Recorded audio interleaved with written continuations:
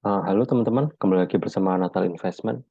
Pada kesempatan kali ini saya akan membahas laporan keuangan kuartal pertama dari emiten perbankan, yaitu adalah Bank CIMB Niaga dengan ticker code-nya BNGA. Oke, tanpa berlama-lama lagi, mari kita bahas laporan keuangan kuartal pertamanya. Dari kas sendiri menaik ya teman-teman, dari 4 triliun ke 4,4 triliun. Total asetnya meningkat cukup signifikan, dari 307 triliun ke 347 triliun. Gironya turun teman-teman, dari 75 triliun ke 70 triliun. Tabungan pihak ketiganya naik dari 150 triliun ke 154 triliun. Depositonya naik ya teman-teman dari 86 triliun ke 93 triliun. Dan total dana pihak ketiganya naik dari 236 triliun ke 239 triliun. Ekuitasnya juga naik dari 44,5 triliun ke 46,8 triliun. Nah, di sini saya juga memprediksi berapa nilai ekuitas dari BNGA sendiri di akhir tahun nanti menggunakan data historis peningkatan dari kuartal 1 hingga kuartal 4. Nah, kalau kita lihat di 2020, peningkatannya sebesar 2,5% dari kuartal pertama hingga kuartal 4. 2021 5,47% dan tahun kemarin tuh 1,42%. Walaupun ini bisa dibilang di bawah 10% dan tidak konsisten, saya menggunakan angka yang cukup subjektif, cuma 2% saja teman-teman. Yaitu sehingga peningkat total ekuitas di akhir tahun nanti sebesar 47,8 triliun. Baik, kita masuk ke income statement-nya. Pendapatan bunganya naik teman-teman 16% dari 4,5 triliun ke 5,3 triliun. Walaupun secara CAGR ini masih belum ada pertumbuhan yang signifikan ya. Karena kita tahu di 2021 ternyata mengalami penurunan sebesar 9%. Dan turun lagi di tahun kemarin sebesar 3% dan tahun ini naik 16%.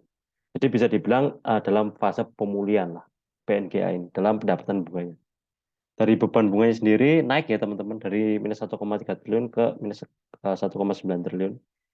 Operating income-nya di sini naik cukup signifikan dari 1,5 triliun ke 1,9 triliun. 26% teman-teman peningkatannya. Net income-nya naik cukup signifikan juga dari 1,1 triliun ke 1,5 triliun.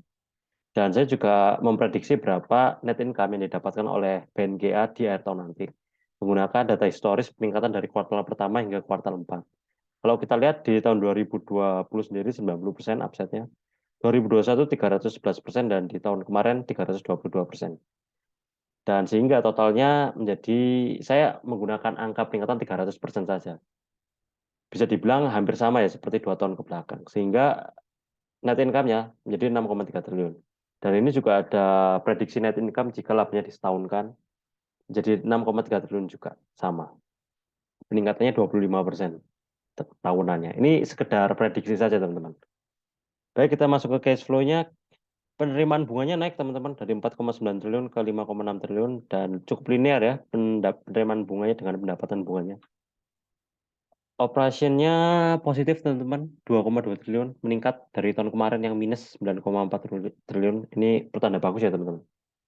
Investasinya sendiri positif teman-teman dari 1,1 minus 1,1 triliun ke 2 triliun dan financingnya sendiri positif dari 751 miliar ke 154 miliar, mengalami penurunan total. Oke, kita masuk ke book value-nya ya teman-teman. Valuasi rasio-rasionya. Book value-nya sendiri 1.800, price to book value-nya 0,68, naik ya teman-teman dari 0,57. Revenue per share-nya 200 untuk kuartal pertama nih teman-teman ya. Revenue per share kuartal pertama. IPS-nya 63, IPS tahunan yang menggunakan asumsi peningkatan 300% ini, yang ini, itu IPS-nya 254, sama ya seperti laba yang disetahunkan ya.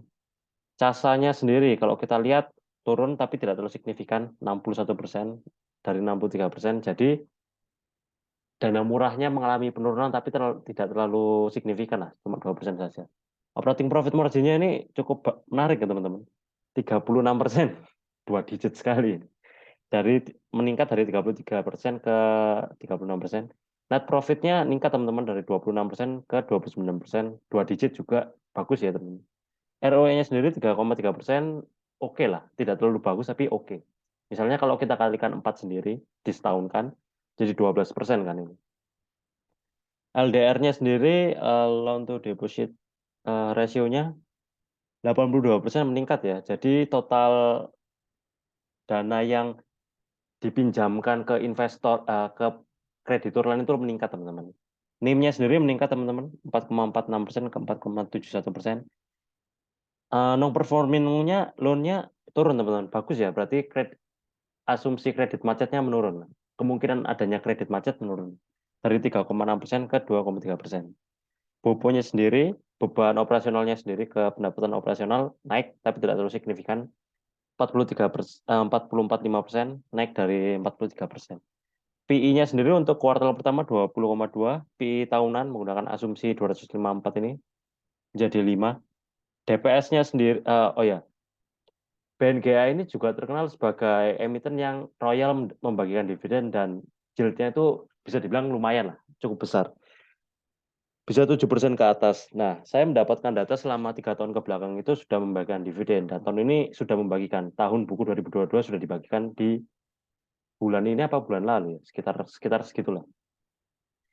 Kalau kita lihat dari 3 tahun ke belakang, yield DPR-nya itu 50%-an semua ya teman-teman. Nah, di sini saya juga memprediksi lah, kira-kira berapa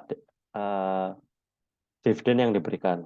Kalau kita menggunakan DPR 50% saja, menggunakan asumsi IPS ini ya, IPS yang 254, maka akan dibagikan sebesar 127 per lembar saham dengan dividen yieldnya 9,9%. Bisa dibilang cukup bagus ya teman-teman. Di atas bunga deposito bisa dibilang ya. Seperti itu. Baik, ayo kita masuk ke valuasi harga wajarnya. Kita asumsikan growth-nya berapa ya teman-teman? 15% saja ya. Kita ngikuti net income-nya, jangan ngikutin pendapatan bunganya. Soalnya ini masih dalam fase pemulihan, teman-teman. Kan turun terlalu jauh, nah ini sudah meningkat, meningkat, meningkat. Kita pakai 15% saja ya. Ini cukup subjektif, teman-teman. Jadi bisa benar, bisa salah. Tapi bisa mendekati lah, saya beri itu. IPS yang menggunakan asumsi yang ini 254, jadi totalnya 292. Ada asumsi inflasi sebesar 6%, sehingga IPS bersihnya 272. Itu 275. Ditambah book value-nya 1884 di sini. Dan harga wajarnya di 2159. Ada margin of safety sebesar 32%. Menurut saya sendiri, Bank Niaga ini bagus, teman-teman. Untuk bisa dibilang value investing juga bisa masuk, saham tabungan juga bisa masuk. Kenapa saya bisa bilang bagus untuk saham tabungan? Karena dividen yield-nya sendiri itu bisa dibilang cukup besar, dan perusahaan ini bisa dibilang cukup rutin lah, tidak pernah bolong dalam memberikan dividen. Jadi untuk tabungan bagus.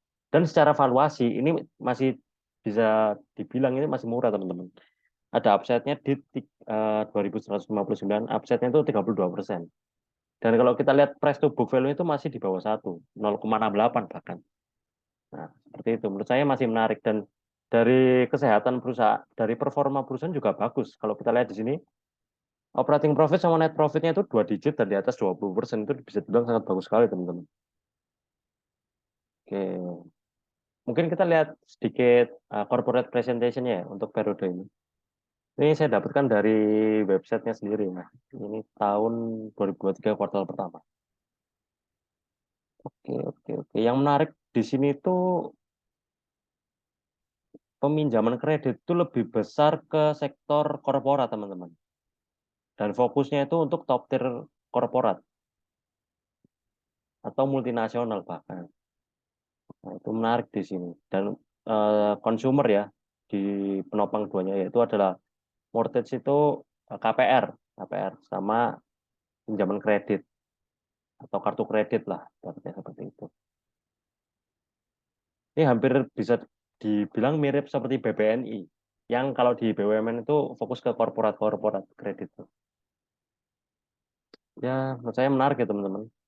Kalau teman-teman punya saham BNGA, mungkin jangan dibuang dulu ya barangnya, tapi mungkin bisa disimpan bahkan ditabung aja. Nah, soalnya valuasinya masih murah juga. Oke, oh ya teman-teman, di sini kan sudah saya bahas soal NISP juga ya. Nah, saya rencananya juga ingin membahas soal Danamon, BDMN. Nah, kalau misalnya sampai 10 like, saya akan membahas Danamon dan saya akan membuat video terpisah perbandingan tiga emiten ini. Seperti itu. Sehingga teman-teman bisa melihat performa mana bank yang bisa dibilang bank swasta under value yang bagus. Dan Danamon ini termasuk under value, teman-teman. Kalau misalnya sampai 10 like, saya akan bahas Danamon dan membuat perbandingan tiga bank. Oke, mungkin begitu aja. Buat teman-teman yang ada pendapat, kritik, dan saran, tulis saja comment section. Dan juga kalau ada emiten yang menurut teman-teman menarik, tulis saja comment section. Kalau sempat, saya akan bahas. Dan jangan lupa untuk like, comment, and subscribe. Terima kasih.